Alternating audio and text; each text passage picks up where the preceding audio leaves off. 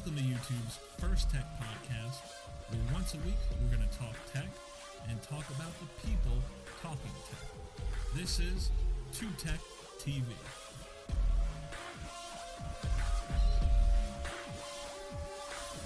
Well, we just had an interesting March 9th Apple event, and I'm pretty excited about all the things we saw, and I just want to get right into it. So, and thank you to the 25 people that checked out the first podcast yesterday. But leave comments. Let me know if it's good. Let me know if it sucks. You know, I know the internet can be a cruel place, but if you don't give me any feedback, I can't change this. And, you know, it's fun to do this. I don't like doing this. So I want to hear what you guys have to say. So definitely, you know, start leaving comments, all 25 of you, or maybe 23. I think the first 3 were from me looking at the site over and over again. But it's only been up for 19 hours, so yeah, I think it's doing pretty well. All right, so Apple's conference. I was following on TechnoBuffalo that they had overheard 2 Apple employees talking about how everybody should just be prepared to be blown away.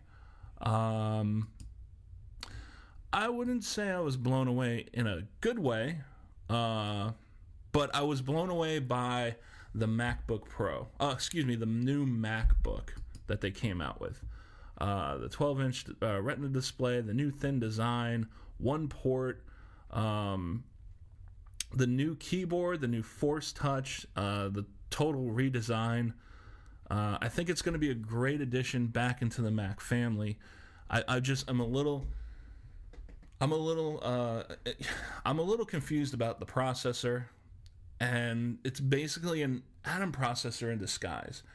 So if you've been following Mac products and Apple products for a while, you would know that the MacBook usually comes first in the price range, then the MacBook Pro. When the Mac Air first came out, it was kind of like one of those side notebooks where it was incredibly thin, couldn't do as much, but it was priced pretty aggressively compared to the MacBook. And eventually, you know, got cheaper and cheaper and cheaper, to eventually they figured out, all right, this is going to be our first model, then our MacBook, then our MacBook Pro. And that's essentially what we had. But it got to the point where the Mac Air just got so cheap that they said, you know what, we're just going to drop the MacBook line altogether. So they did that. Well, they reintroduced the MacBook this year, and I got to say they did a phenomenal job with it, but I'm just confused in its place, where it stands between the MacBook Air and the MacBook Pro. Obviously, we know it's not going to perform like a MacBook Pro, but really where I'm confused is this M processor, okay? It's basically an Atom processor, which allows them to have no fans.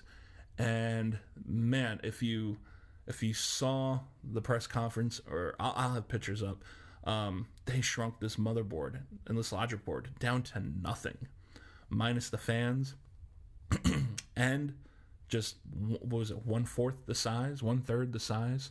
That's pretty incredible. I was definitely blown away by that. This is a computer that has like the smallest guts I've ever seen in a laptop. It is incredibly thin, but it's priced much higher than the MacBook Airs. Now I understand it's got a Retina display. The Airs don't. That's been something we've been waiting for a long time. We've been waiting for an Air with a Retina display, and we didn't get that again. I don't think too many people are mad about that, but I think they're a little confused, because here you have the MacBook Air with the i5 and the i7 processors, just like in the MacBook Pro. So can you do more with the MacBook Air because of its processors being that the MacBook, I keep saying MacBook Pro, excuse me, being that the MacBook is just a dual core M processor, and I was thinking it was an Atom processor, and I had a couple people confirm that it's an Atom processor in disguise.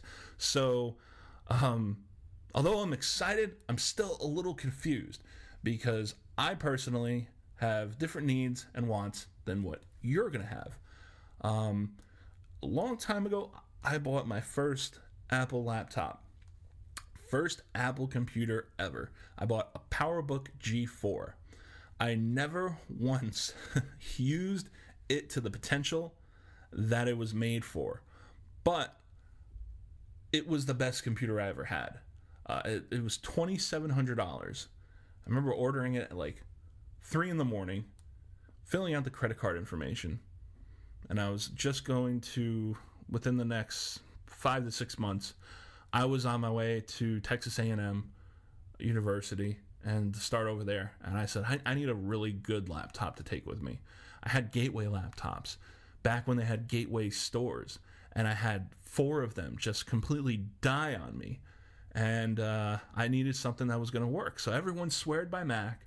I went and did my research, and that's how I got introduced to the Apple family. And things were a lot different back then. We're talking 2004. Yeah, 2004. That was a great computer. I have no regrets about spending close to $3,000 on that thing. It was worth every penny. But do I want to spend, what are they, $12.99 and $15.99 for the upgraded processor? I really need to start writing this stuff down. I usually have the links up in front of me. I do. Okay, here it is. So the new MacBook is going to start at $12.99. It's going to have a 12-inch LED backlit Retina display. It will go up to a 1.3 dual-core processor, and that's an M processor. 9 hours battery life. You can do, for the $12.99, you're going to get the 256 flash storage, and it's going to weigh 2 pounds. You upgrade, of course, you're going to, let's see, what does it come with? See, it doesn't even tell you. It just says up to. So unfortunately, I feel like an idiot because now I don't have that information right in front of me. I was smart enough to get the Apple Watch stuff because I thought I'd have the computer stuff down. But anyway, so it's going to have the Retina display, the M processor. It's going to go up to 1.3, so that means you're going to be spending $15.99 instead of $12.99. And here you have the MacBook Air, the 11-inch, $899. So $900, $1,300. That's a difference of $400, and you'll get an i7 processor if you upgrade the 2.2 dual core. MacBook Air 13-inch starts at $1,000. It's a 13.3-inch LED display. It's not Retina. Neither one of the Airs are Retina. And you're going to be able to do an i7 just like the 11-inch. You'll get up to 12 hours of battery life and up to 512 gigs of flash storage. And that's $999. I'm sure, see, because it's not letting me compare. Here it is, but can I get, I want to see, there we go. Okay, so now I have them all in front of me. The 13-inch MacBook Air with the, see, it doesn't give me an i7. Apple needs to, because I was on this before and I couldn't find it either. I thought that was kind of weird. I can't find the other, I can't get them all in front of me. That was kind of a problem. But basically, you're going to be spending a lot more money for a lot less of a computer when you buy the new MacBook. These i5 and i7 processors, you're not going to be spending that much more. Basically, look at it this way. To get a 13-inch Air, you can spend about,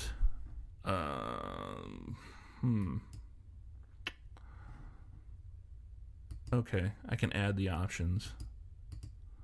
Let's add 8 gigs of RAM, the 2.2 i7, which boosts up to 3.2.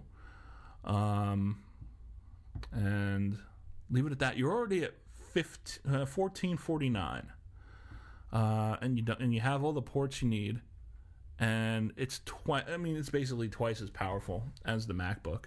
So I'm having a hard time figuring out where this MacBook falls in line. I think they maybe should have. Here's what they should have did. They should have put the Retina display in the MacBook Air to justify the price jump. They should have put it on. Yeah, they definitely should have put a Retina display in the MacBook Air and price jumped it to maybe what the price of the new MacBooks are now. Because that way you'll have Retina displays all across the board. And because the problem is you're not getting as much of a computer with the new MacBook. It's a new concept, new design, new keyboard, which I can't wait to try that out. It's a bigger keyboard with thicker, bigger keys, lights up better. The new Force Touch trackpad, I'm really anxious to try that out. You get more design elements, but as far as the guts, the inside, you're getting more out of the MacBook Air. So I'm not sure why Apple's doing this the way they're doing it. If they just said, hey, it is innovation, but let's face it, they just made it pretty. Great display. You can't take the Retina display away from them. But they did just make it prettier. But they didn't make it outperform its cheaper models. So I think that's kind of an issue. I don't think that's so much going to affect their sales too much. I just think it's going to make it harder for consumers like myself to decide, what do I need out of my next Mac computer? Right now, I said to myself, I can't. 2 years ago when I bought my Mac Mini, it was I had gotten the top of the line one because I didn't want to spend another $3,000 and not know what I was going to do with it. I spent about $1,200, I think, total once I upgraded the RAM. And maybe closer to exactly $1,000 on this Mac Mini. And it ended up being the best decision that I could make because in about a week or two, I'm going to be able to hook up a 4K display to the Mac Mini and get rid of my AOC display. It's a great 27-inch 1080p display, but I would kind of like something a little more high-end just for when I'm doing my photo editing. So this one has the 2.3 gigahertz Intel Core i7. I upgraded the DDR3 RAM to 16 gigs, and it's got Intel HD graphics card, 4,000, basically one gig. And that cost me just about $1,000. I didn't have to go spend $3,000 and put that in a MacBook Pro. And that was the issue that I had when I bought the PowerBook G4. Yeah, I spent $3,000 on that computer. I wanted something that was going to last. And I think the gateway laptop I had bought that went out on me like 3 times, I think I spent around $2,200 on it. So I said, well, let me buy something that's comparable. And I said, if I'm going to spend the money, I might as well go all out. I didn't buy that 17-inch computer that I could have got. I thought that would have been overkill. But for the time, what I ended up using for internet, word processing, spreadsheets, PowerPoint presentations, chatting, watching movies.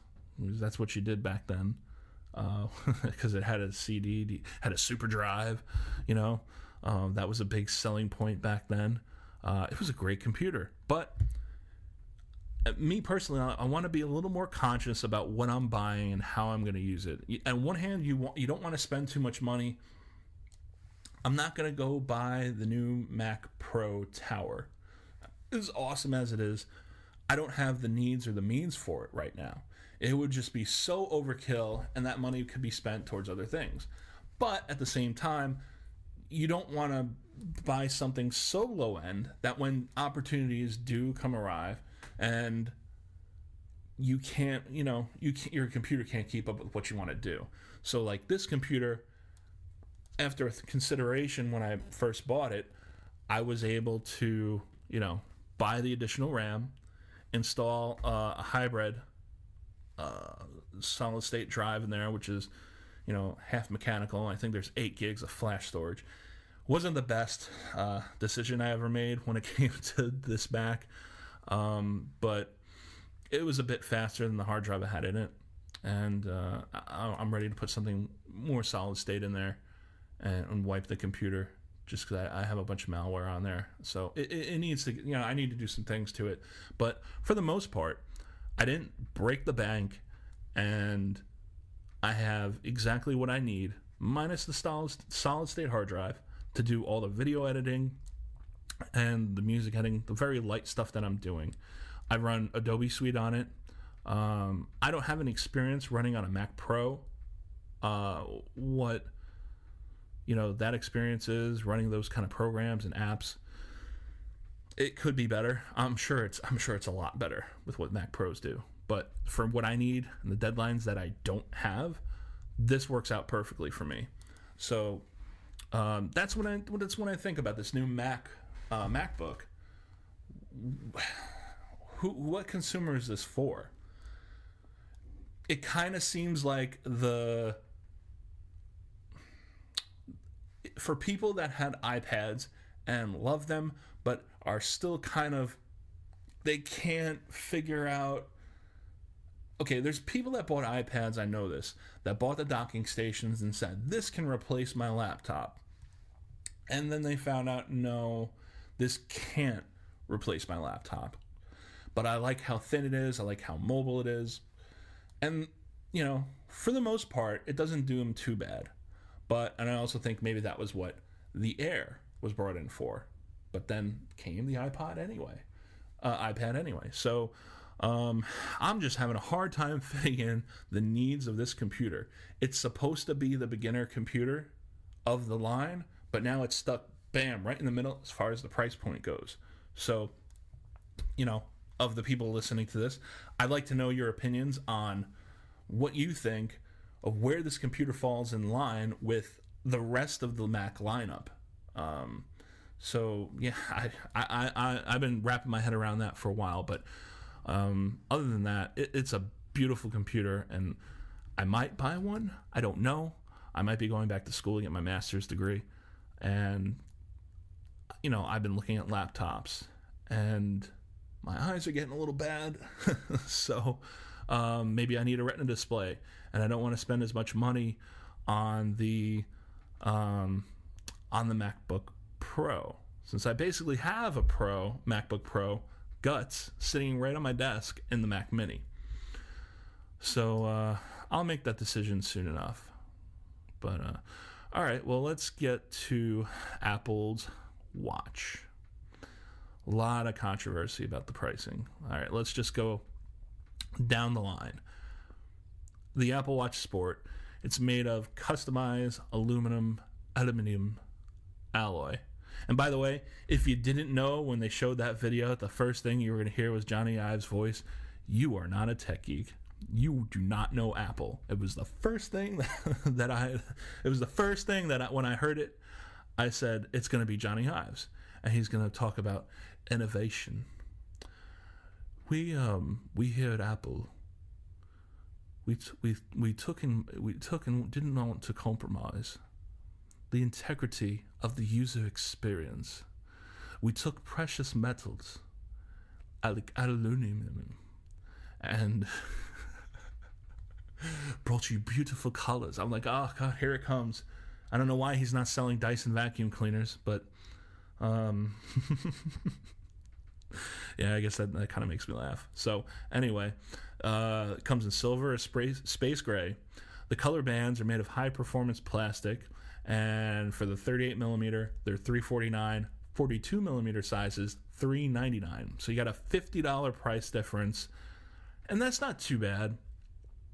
Although, because you're not getting something so much more, you're basically getting screen sizes. Obviously, the watch face is going to be bigger, But when it comes to people aren't going to just run out and go, well, there's the bigger one, so let me get that instead of the smaller one.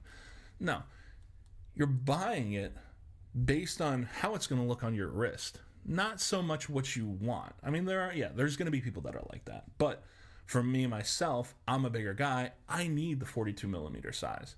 I don't need the 38. So why are you punishing people with big wrists or bigger people for that $50 price difference?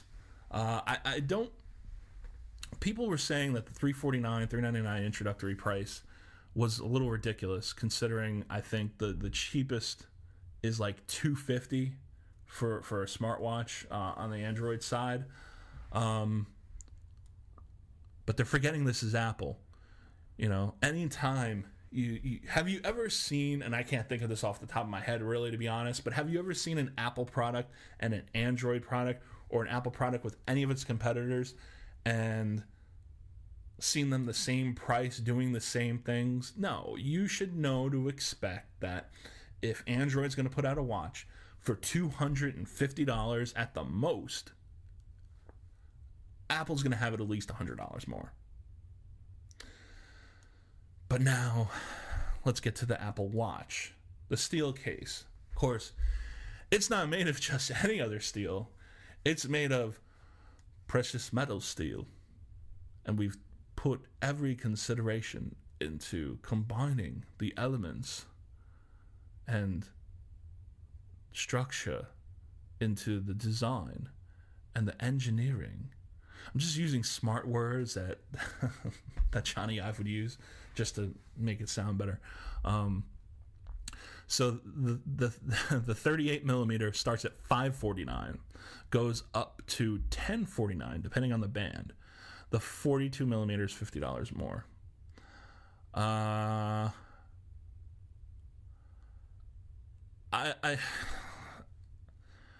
guess when you hold these things, you're gonna see and feel the difference of the product between the aluminum alloy and the steel.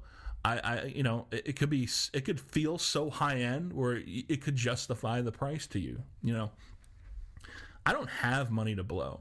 I know the little setup that I got here looks nice, but that's all I got. That's all the cool things I have. Other than my Note 4, that's the cool stuff I have.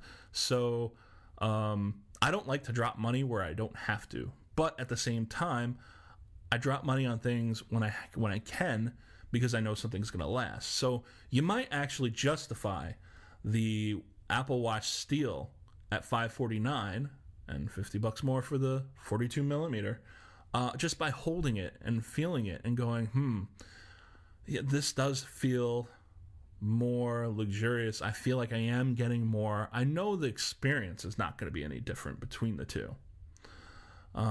So you might be able to justify it that way. And I know as a salesperson, the difference between $1,000 can be as simple as placing the product in your hand. Once you get the product in someone's hand, then they feel the value. They see the value. They feel, or they don't. That could be the determining factor. Once you place it in their hands, they feel like they own it, but then they also can experience it for themselves and see, is this really justifiable at $549? I don't know. We're going to find out when we can go mess with these watches at the Apple stores. I'm going to go there. I'm going to bring you guys video. I know, since I'm not a big tech channel yet, that I don't have I don't have the luxury of just being at the Apple event and giving you all the cool videos and hands-on stuff now. I don't have that luxury, so I'm using this as a what do you call it? I don't know. A boat, a motorcycle, a car, a vehicle. Yes, vehicle. This is my vehicle to get to that level. So I'm going to go to the Apple store. I'm going to take pictures. I'm going to look at the new Mac stuff. I'm going to have them posted up, and then I'm going to review them in the store until they kick me out. because I'm bigger than most of them, and most of them have never done athletics at all. Bullying tactics. Yeah, that's going to happen. I'm really not a dick. Okay. And then we have the Apple Watch Edition. 18 karat gold case. Starts at $10,000. With options ranging all the way up to $17,000.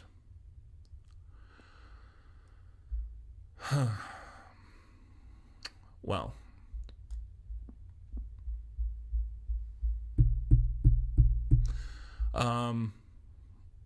I it's getting so much hate on the internet. It's fucking hysterical. It really is. Yes, sometimes I curse, so be prepared for that. It's fucking hysterical how much hate that this thing is getting, and about its price tag. And when I was watching the conference, when he announced the pricing, I wasn't sure if I had to play it back because I wasn't sure if I heard people going, "Oh."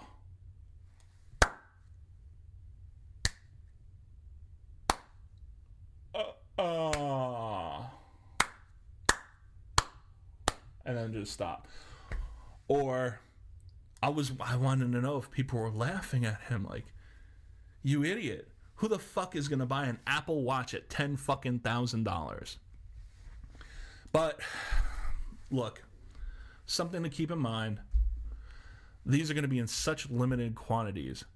I know that they will have them in the store. They will not have them on display.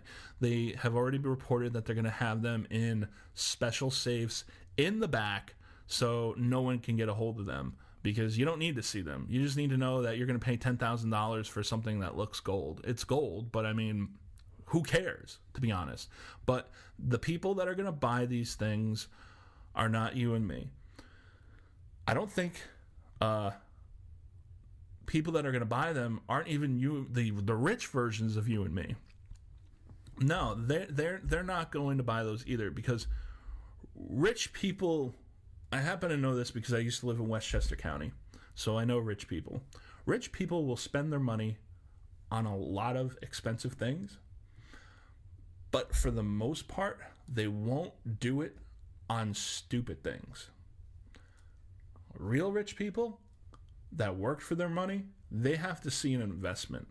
And being that it's tech and that it could be outdated in a year, they're not going to see a return on that $10,000. You don't have $10,000 worth of gold in this watch. I don't care what you call it. It doesn't have $10,000 worth of gold in it. It's the fact that it is gold. The process was probably really difficult to make this gold into those casings and parts and whatever else. And I'm sure there's a way we don't know that could justify the cost of a $10,000 Apple Watch. Who's going to buy this watch? Kanye West, Kim Kardashian, Paris Hilton. The rich, stupid people that have stupid money that don't care about $10,000. And plus, they can use their name recognition to sell it to somebody else. So Kanye West goes and buys this watch for 10 grand. You know what he does? He has his name engraved on it. Maybe he signs it. Maybe he rubs it on his balls. I don't know.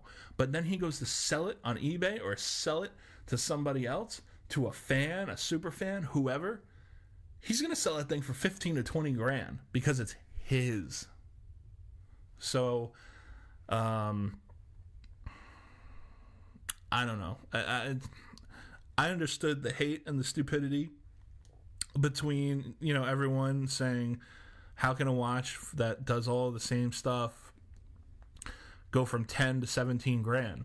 One thing I think Apple made a mistake, unless this is under wraps for later, what they should have done had a concierge service attached to the $10,000 and $17,000 options. That would have been an extra to incentive for rich people to buy these products. But as far as I know, that's not happening, and they haven't done that. There's a phone out there. Forgive me, I don't remember the name. It was like $120,000 custom-made phone with jewels and gems and all sorts of stuff and sapphires. And this thing was built like a tank. And they run Android, and they come with this ridiculous concierge service that can bring you places anytime, 24/7, anytime at night, during the day, wherever you are. It's a ridiculous concierge service. I don't think that Apple could do something like that, but they need to give them an extra something with this watch. So,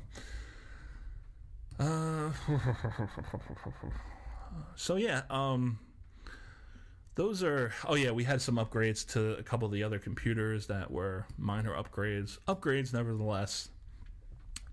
Apple talked about their 700th million iPhones sold.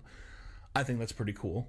And I can tell you, I don't have an Apple phone, but I do remember when that Apple Watch came out, I said, this kind of makes me want to buy an Apple Watch because I want to see how the two pair together and how it could maybe change the way I use things and do things differently.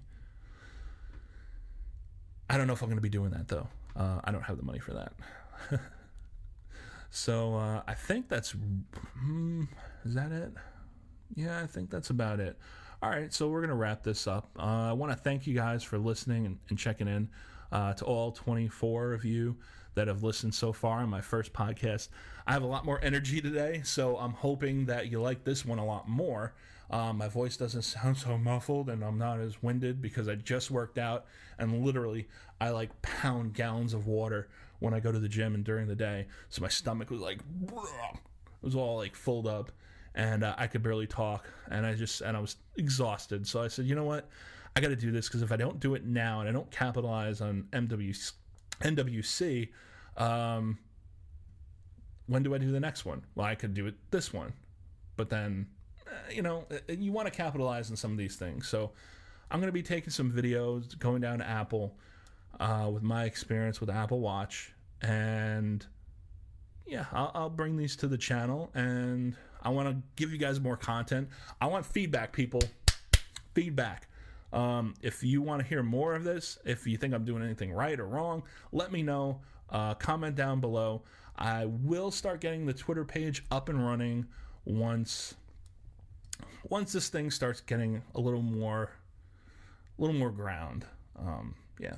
So thanks for listening again. This was our second podcast. I hope I gave you some things to think about and some things we could talk about in the comment section below. I'm no stranger to the comment section, so I will reply to basically everybody. Just have a good discussion. I want to give a shout out to a couple tech sites. Pocket Now is great for mobile stuff. Michael Fisher is an amazing tech reviewer. TechnoBuffalo with John Rettinger.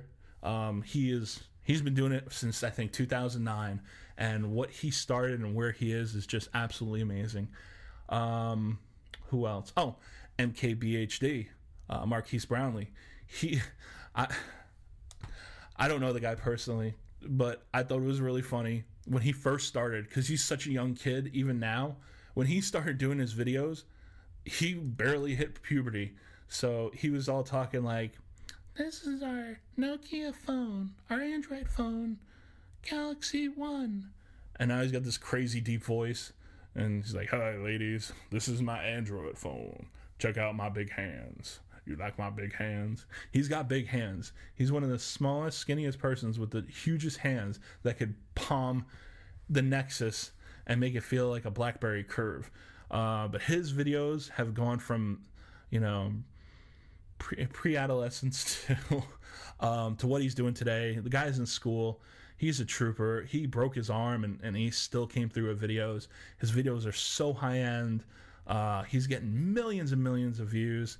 And he has literally some of the best videos that are put out to date. I can't say enough good things about him.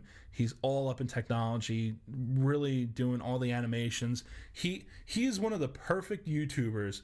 I know I love TechnoBuffalo, a little more than Pocket Now, but if you want to look at a guy who's done it on his own from the ground up, the quality and the amount of time and thought that he puts into his videos is just unparalleled. No one else is doing what he's doing. And two more. Soldier Knows Best. He's another good guy. He does a lot of cameras too, and a lot of odds and ends, not just mobile. He's pretty on the up and up.